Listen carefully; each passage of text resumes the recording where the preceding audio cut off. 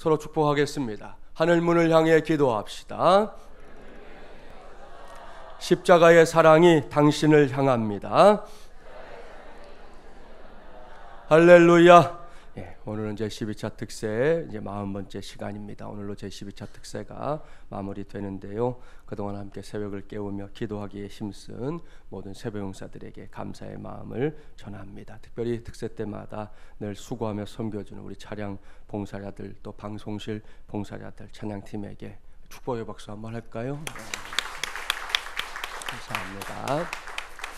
아울러 여러분의 기도와 간구가 하나님의 때에 하나님의 방법으로 꼭 응답되기를 주님의 이름으로 간절히 축원합니다. 제12차 특세 마지막 시간인 오늘은 이 제로 곱하기 제2는 153이라는 제목으로 하나님의 말씀을 전하도록 하겠습니다.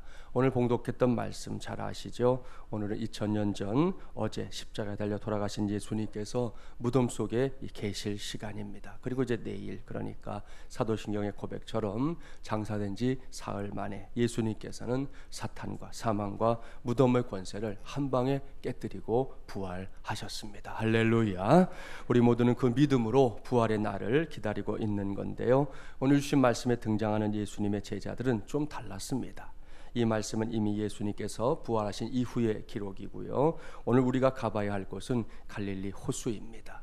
본문에서는 디베랴라는 이름으로 소개하고 있지만 이곳이 바로 갈릴리 호수입니다. 그곳에서 어떤 일이 벌어졌는지 살펴보도록 하겠습니다. 본문 1절부터 3절까지의 말씀 함께 봉독해 볼까요? 그 후에 예수께서 디베랴 호수에서 또 제자들에게 자기를 나타내셨으니 나타내신 일은 이러하니라. 시몬 베드로와 디두모라 하는 도마와 갈릴리 가나 사람 나다나엘과 세베대의 아들들과 또 다른 제자 둘이 함께 있더니 시몬 베드로가 나는 물고기 잡으러 가노라 하니 그들이 우리도 함께 가겠다 하고 나가서 배에 올랐으나 그날 밤에 아무것도 잡지 못하였더니, 여기에 익숙한 인물들이 등장하지요. 시몬 베드로와 도마, 나다나엘과 세베대의 두 아들이니까요, 요한과 야고보. 그 다음에는 이름이 거명되지 않았지만 두 명의 제자들입니다. 모두 7명이 지금 디베랴 호수 주변에서, 갈릴리 호수 주변에서 서성이고 있습니다.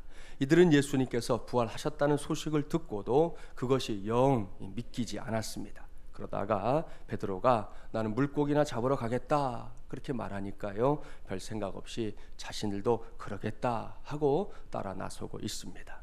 사랑하는 새벽용사 여러분, 여기서 우리는 두 가지 사실에 주목해야 합니다. 첫째는 내가 있어야 할 사명의 자리를 분명히 알아야 한다는 겁니다. 지금 예수님의 제자들이 있어야 할 곳이 어디입니까? 어려울 게 없습니다. 부활하신 예수님을 세상에 알리는 자리지요. 죽어가는 영혼들을 살려내라고 처음 제자들을 부르실 때 맡겨주신 사람을 낚는 어부가 되는 자리, 바로 그 자리를 지키는 것이 이들에게는 본분이었다는 것이죠. 그런데 베드로를 비롯한 제자들이 그 대열에서 이탈하고 있으니 참으로 안타까운 일입니다. 둘째, 무엇이든 생각 없이 덩달아 해서는 안 된다는 겁니다. 조금 전에 봉독했던 말씀을 보십시오. 다들 멍하고 있다가 베드로가 갑자기 물고기 잡으러 가자 그러니까 나머지 6명이 우르르 덩달아 따라 나서고 있습니다. 이 중에서 베드로와 세베대의 두 아들, 그러니까 요한과 야고보는 원래 어부 출신이었으니까 어느 정도 이해가 됩니다. 어부였으니까 다시 그거 하러 가겠다는데 어떡하겠어요? 그러나 나머지 4사람은 도대체 무엇을 하겠다는 겁니까? 여러분, 어부 노릇이 쉬운가요? 아닙니다. 배를 타는 거 보통 일 아닙니다. 배멀미 경험해 본 분들은 아시죠? 얼마나 대단한지 모릅니다. 배멀미는 약도 없다고 그러잖아요. 그렇게 어렵게 배를 타는 겁니다. 게다가 배 위에서 가만히 있는 것도 아니죠. 그물질을 해야 하니 얼마나 부지런히 움직여야 되겠습니까? 그래야 밥값이라도 하는 거잖아요. 그런데 아무 생각 없이 베드로를 따라가겠다고 하니 어이가 없는 일입니다. 이렇게 생각 없이 덩달아서 따라하는 것을 가리켜 우리는 부하내동한다 그렇게 말하잖아요. 부하내동이라는 말은 우레소리에 맞추어 천지 만물이 함께 울린다 그런 뜻인데요. 이것은 자기 생각이나 주장 없이 남의 의견에 막연하게 동조한다는 그런 의미의 말이지요. 본문에 등장하는 이 제자들처럼 말입니다. 우리나라 사람들을 보면 남의 의견에 좀 쉽게 동조하는 경향이 있어요. 예를 들어 어떤 사업이 잘 된다 하면 모두가 다 그 사업에 뛰어듭니다. 언젠가 노래방이 잘 될 때 너도 나도 노래방을 개업했습니다. 그랬다가 모두가 어려움을 겪었는데요. 그럴 수밖에 없는 것이 그곳에 드나들게 될 사람들은 제한되어 있는 것인데 업소만 늘어나면 영업 실적이 좋을 수가 없는 것이죠. 최근에는 카페가 그렇습니다. 우리 교회 인근에도 지금 카페가 얼마나 많이 생겼나 몰라요. 지난 몇 년 동안 많은 카페들이 생겼습니다. 이게 전국적인 현상인데요. 결국 과다 경쟁으로 요즘에는 도태되는 이 카페들이 그렇게 많다는 거 아닙니까? 이것은 개인적인 문제에서도 마찬가지입니다. 여기서 믿음을 가진 우리가 반드시 전제해야 할 것이 있습니다. 그것은 하나님께서 결코 우리를 획일적인 존재로 창조하신 분이 아니라는 사실입니다. 장난감 공장에서 똑같은 장난감을 대량 생산하듯 그렇게 우리를 창조하지 않았습니다. 우리의 얼굴 생김새가 다 다르고 목소리가 다 다릅니다. 손에 있는 짐은 다 다르고 안구의 생김새도 다 다릅니다. 이것을 세상에서는 개성이라고 하고요, 성경에서는 은사라고 부르잖아요. 이것이 하나님께서 우리 인생들에게 베푸신 큰 은혜입니다. 그런데 왜 획일화를 추구합니까? 왜 비교의식을 통해 자신의 가치를 형편없는 것으로 만드는지 모를 일입니다. 성형수술 열풍은 이러한 세태를 보여주는 대표적인 사례입니다. 여기서 아주 최근에 전해진 따끈따끈한 소식 하나 알려드릴까요? 최근에 하나님께서 베드로에게 맡겨주셨던 천국문의 열쇠를 거둬들이고 조기 은퇴시키셨대요. 왜? 우리나라 사람들 때문에. 왜냐하면 얼굴은 V라인, 몸매는 S라인, 그렇게 끝내주게 성형을 해주었기 때문에 베드로가 누구가 누군지를 잘 몰라서 이 천국문 앞에 서 있어봐야 더 이상 할 일이 없다는 거죠. 이런 이야기가 있을 만큼 우리나라는 최근에 성형수술의 대국으로 불립니다. 모두가 다 아무개 연예인처럼 되고 싶어하기 때문이지요. 이것은 매우 어리석은 일입니다. 간혹 말씀드렸지요. 흔한 것은 절대로 귀한 것이 아닙니다. 이 세상 천지를 다 뒤져서 딱 하나만 있는 존재, 그것이 귀한 존재지요. 저와 여러분은 하나님께서 그렇게 창조한 사람들입니다. 그러니까 괜히 다른 사람 흉내내려고 하지 마십시오. 그냥 여러분 자신으로 자신감을 가져도 됩니다. 여러분은 이미 존귀한 존재들이기 때문입니다. 그런 의미에서 부활절 앞두고 서로 한번 축복해 주실까요? 당신은 존귀한 사람입니다. 그 다음 축복을 잘해 주세요. 기가 막히게 생기셨습니다. 할렐루야. 옆에 있는 분처럼 생긴 분이 없다니까요. 그러니까 귀한 것이고 기가 막히게 생긴 거예요. 사랑하는 새벽용사 여러분, 이것을 반드시 기억해야 합니다. 그러면 불필요하게 덩달아 뛰어다니는 일도, 부하내동하는 일도 없게 됩니다. 저와 여러분 한 사람 한 사람의 존재 자체로 승부를 거는 일이 가능해진다는 거예요.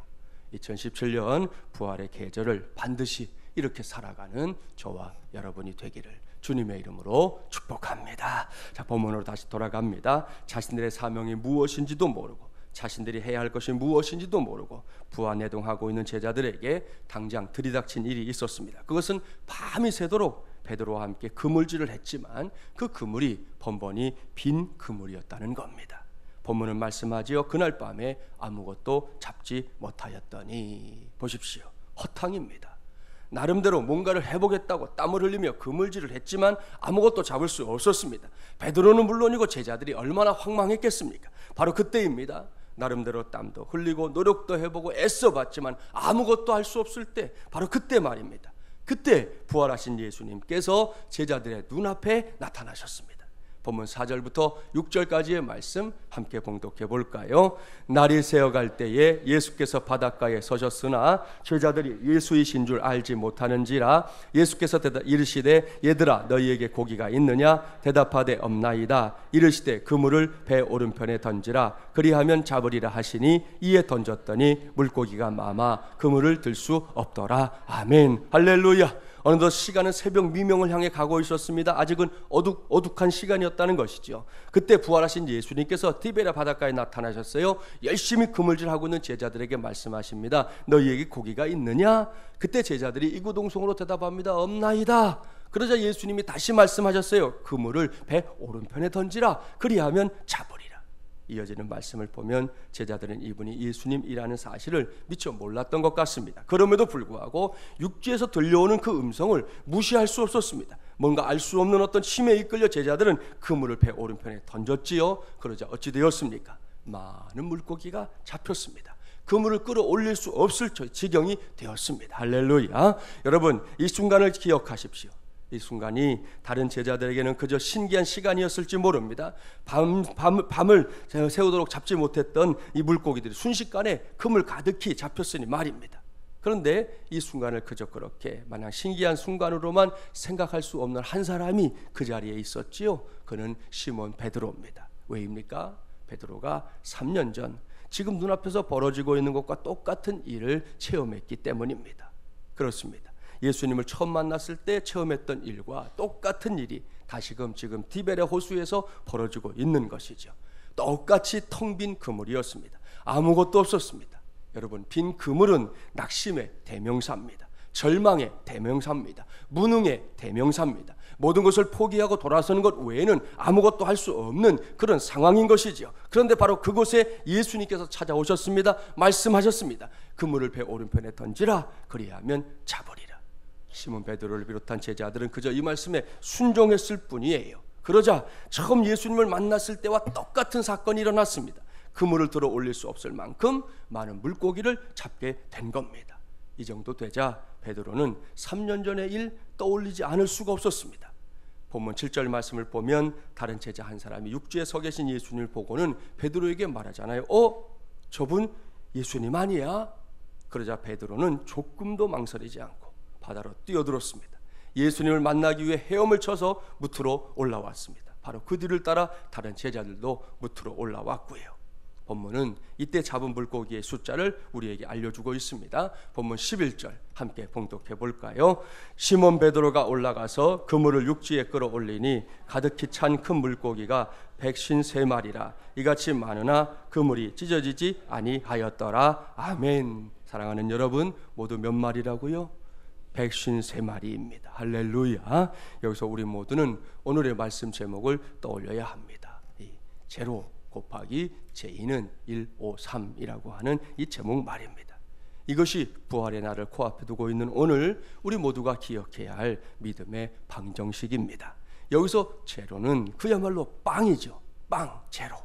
아무것도 없는 상태 말입니다. 그런데 그런 상태에 제2, 그러니까 지저스, 예수님을 곱하면 그것이 153이 된다는 거예요.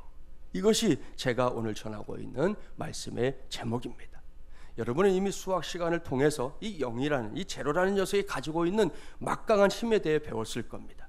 숫자 0은, 제로는 그 어떤 숫자를 가져다가 곱해도 항상 몽땅 다 제로로 만들어버리는 아주 막강한 힘이 있어요. 수천을 더 곱해도, 수만을 곱해도, 수억을 곱해도 여전히 빵입니다. 아무것도 아닌 것이 되고 마는 거예요. 이것이 디베라 바다에서 서성이고 있었던 제자들의 모습입니다. 별 생각 없이 다른 사람들이 하는 것을 덩달아 따라하는 그야말로 부하내동하는 사람들의 모습이란 말입니다. 오늘날도 마찬가지 아닙니까? 나름 하루하루를 살아보지만 하루의 결산이 빵에 불과할 때가 많습니다. 텅 빈 그물과 다를 바가 없다는 거예요. 아무것도 아닌 겁니다. 그런데 아무리 그렇게 무능한 인생이라 할지라도, 그야말로 아무것도 아닌 빵인 인생이라 할지라도 그 인생 속에 예수 그리스도가 곱해지면 그때에는 상황이 달라집니다. 역사가 일어납니다. 기적이 일어납니다. 그 결과가 153이 되는 겁니다. 할렐루야. 이러한 말씀의 역사를 100% 체험한 사람이 있지요. 여러분이 잘 알고 있고 또 많이 사용하고 있는 이 모나미 볼펜의 전임 회장이었던 이 송삼석 장로님입니다. 지금부터 따져보니까 약 55년 전이더라고요. 회사가 도산의 위기에 처했을 때 송 장로님이 기도원에 올라가서 기도하게 됐는데요. 회개할 것들이 너무 많더라는 거예요. 먼저 성수질하지 못한 걸 회개했습니다. 돈을 많이 벌게 해주셨는데도 11조 떼먹은 거 회개했습니다. 아울러 새벽기도 열심히 하지 않은 것도 회개했습니다. 그렇게 이런저런 회개를 하는 와중에 붙잡게 된 말씀이 오늘의 본문이었어요. 153이라는 숫자에 사로잡힌 이 장로님은 이 숫자를 새겨놓은 볼펜을 만들게 되었고요. 50억 자루가 팔리게 하여 주시옵소서, 그렇게 서원 기도까지 했습니다. 그 기도가 응답되어 모나미 볼펜이 팔려 나가는데요, 정신이 없을 정도라는 거예요. 아시잖아요 여러분, 이 볼펜이잖아요.